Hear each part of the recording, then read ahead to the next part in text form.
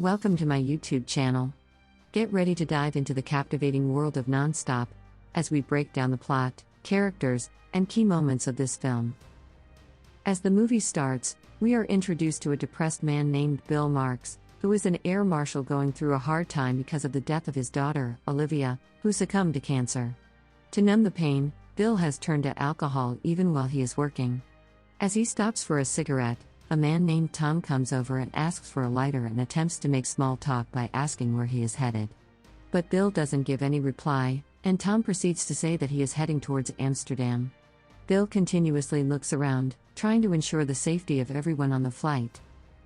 Soon after, we spot Bill in the restroom where he meets a fellow air marshal named Jack Hammond. He later spots a girl named Becca who is traveling alone and notices that she accidentally left her doll behind.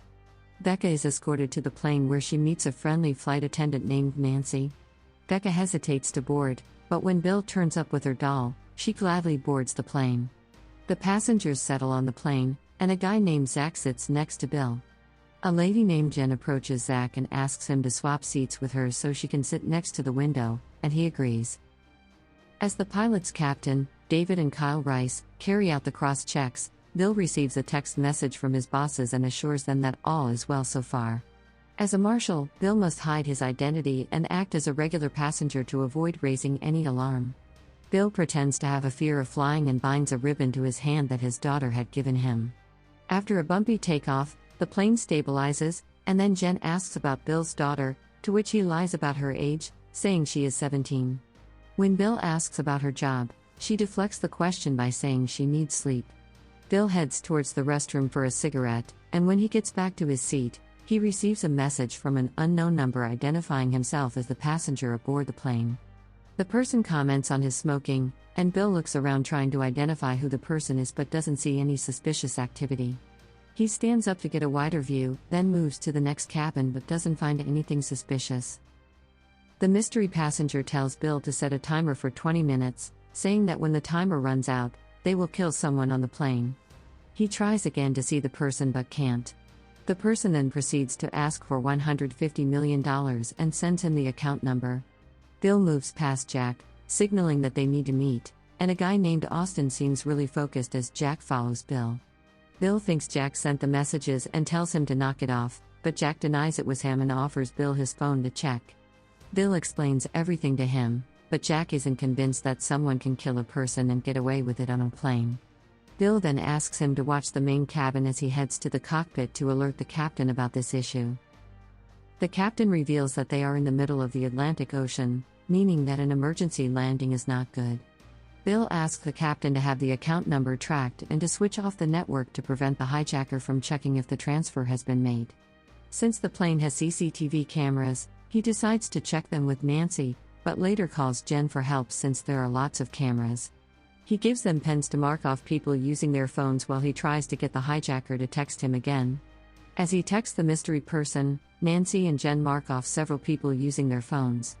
Not long after, Bill receives a call from a guy on the ground named Marinik from TSA, the company Bill works for. Meanwhile, Jen notices that Jack has been continuously using his phone, but Bill brushes it off by saying it couldn't be him. The hijacker proceeds to ask about Bill's daughter, making him doubt Jack's innocence. Jack is then seen moving from his seat, so Bill follows him into the restroom. When Bill confronts him, Jack replies that he needed the money. Jack then starts a fight and manages to soak his phone to destroy the evidence. Jack then reaches for a gun, leaving Bill with no option but to kill him. Bill picks up Jack's phone and locks the restroom from the outside. Bill is hit by a massive twist when he receives a message from the hijacker congratulating him for his first kill. He then asks Bill to reset his timer, as the next passenger will die in the next 20 minutes unless the money is received. Bill heads for the cockpit but, to his disbelief, the captain informs him that the account number which the hijacker provided is Bill's own. The captain asks if anything happened in the last 20 minutes, but Bill fails to disclose that he had killed Jack. TSA has ordered the confiscation of Bill's badge and gun. Jen helps Bill fix Jack's phone, and they discover that the person had kept Jack occupied to frame him. The person also mentioned a briefcase that was in Jack's possession, which Bill fetches. He finds the key in Jack's pocket, and while opening the briefcase, he finds cocaine, which explains Jack's plea for mercy as he needs money. He had thought Bill had found his cocaine. Nancy then forces Bill to reveal that Jack is dead. This terrifies her, but Bill manages to calm her down using Jack's badge. Bill sets up a random search of selected people to try to find the hijacker. Bill proceeds to search several individuals, including Jen, and asks her to keep watch. Bill does a thorough search for him, who turns out to be a medical doctor. He then moves on to Charles, who is an attorney, and later to Austin, who introduced himself as a cop. Later, he receives a text from the hijacker asking him to stop playing games. He then spots Tom, whom he met while smoking before the flight. Bill drags him into the aisle, then Bill receives a call from Marinik, who relieves him of his duty and confirms Tom's identity as a school teacher. But Bill is not convinced and proceeds with the investigation. Tom discloses that he was paid to ask Bill's destination. Bill asks him to identify the person who paid him. Tom spots a man wearing glasses, and Bill drags him over as they stumble upon other passengers, but it is not him. Bill proceeds to the bathroom, checking his watch. He realizes that there are only 49 seconds left until the next death. He draws his gun and remains alert. However, he receives a text stating that the death doesn't have to be a passenger. Bill moves to Nancy, but the plane is hit by turbulence, causing him to fall. Later on, he finds Nancy, and they head to the cockpit, where they find the captain convulsing as Kyle tries to hold him up. Bill rushes to fetch Dr. Fahim, who suggests that it could be poisoning. Bill resets his watch and asks Kyle to lock the cockpit door until the plane lands. Later on, Jen introduces Jack to Bill, stating that he is a programmer. Jack says it's possible to locate the phone by sending a virus attached to a picture, forcing his phone's ringer to be taken off silent. Bill leaves his phone with him to work on it. Bill announces that he is closing the business cabin to keep everyone in one place. Passengers complain, but he manages to calm them by offering a fictitious free travel if they obey. Jack finishes and hands his phone back to Bill and asks everyone to put their hands up as he sends the picture. He hears a ring, tracks a phone to Charles, and picks him up, despite him denying that it's his phone. Bill brutally interrogates him. Suddenly, Charles begins convulsing and dies like the captain. Back in the cabin, Austin forms a group to attack Bill after the doctor reveals the death of the captain and Charles. In the restroom, Bill notices a hole that leads directly to the cockpit. On checking the sink, he finds a small pipe that could have been used to administer the poison. Bill then goes to the lady who had used the restroom earlier, who reveals that Jen used it after her.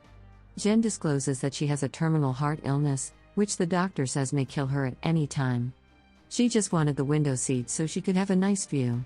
Jen tries to guess the password of the hijacker's phone, but this activates a bomb as a result. Meanwhile, Bill is all over the news, being mentioned as the hijacker.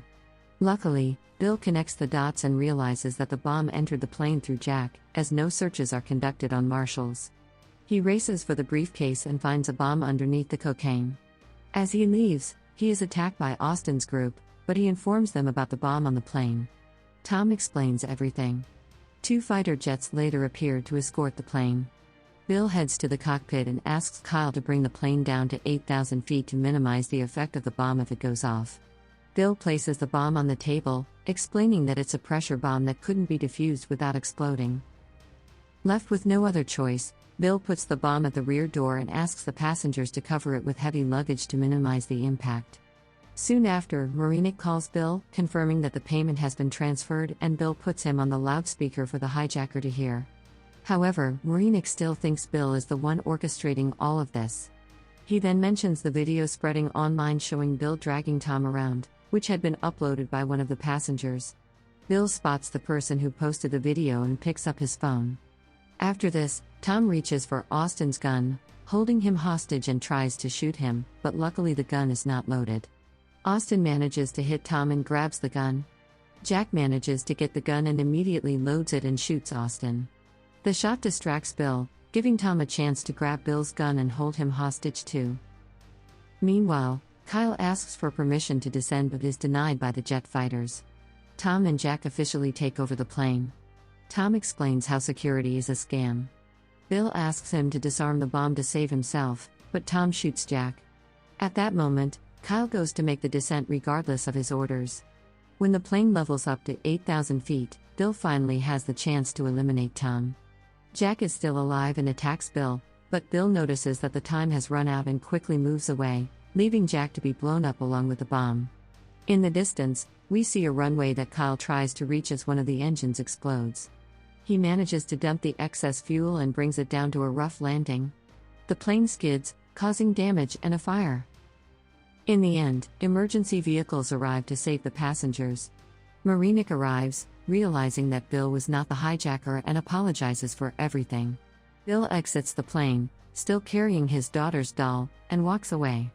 As he reaches the end of the runway, he looks back at the burning plane, takes a deep breath, and continues walking, symbolizing his ability to move forward despite the traumatic events.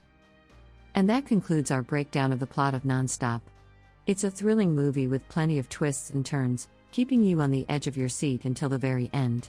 I hope you enjoyed this summary and analysis. If you have any questions or want to see more content like this, let me know in the comments below.